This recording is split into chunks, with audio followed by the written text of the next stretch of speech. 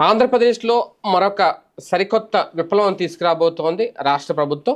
వసతి గృహాల్లో విద్యార్థులకు ఇక నుంచి సన్న బియ్యాన్నే వడ్డించబోతున్నారు. ఎందుకంటే ఇప్పటివరకు ఆ సన్న బియ్యం తినలేక ఇబ్బందులు పడుతున్న వాళ్ళు, ఇప్పటివరకు ఆ రేషన్ బియ్యం తినలేక బాధపడుతున్న చాలామంది విద్యార్థులు. ఇటువంటి నేపథ్యంలో ఆల్రెడీ మొన్నే చెప్పారు, సన్న బియ్యం పంపిణీ చేస్తాం హాస్టళ్ళకి అనేది.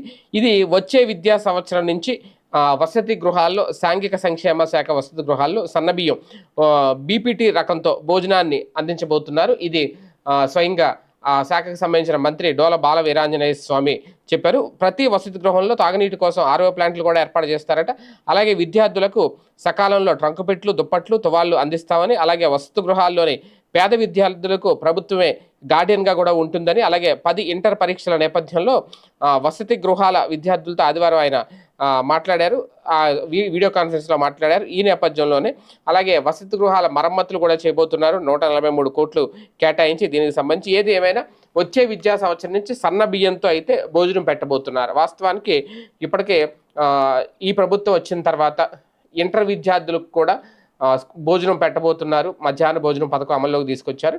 ఇప్పుడు క్రమక్రమంగా సన్న బియ్యాన్ని కూడా తీసుకురావడం, అంటే విద్యార్థులు విద్య పట్ల ఆసక్తి చూపించేలాగా అన్ని కీలక నిర్ణయాలు అయితే తీసుకుంటున్నారు. రేపు పొద్దున ప్రభుత్వాలు మారినా ఇవి కంటిన్యూ చేయాలి. మధ్యలో వీటిని ఆపేస్తేనే ఇబ్బంది. ప్రస్తుతం అయితే ఇది ఈ విద్యా సంవత్సరం, వచ్చే విద్యా సంవత్సరం అంటే నెక్స్ట్ మళ్ళీ స్కూళ్ళు తీసే సమయానికి ఇవన్నీ ప్రారంభం కాబోతున్నాయి.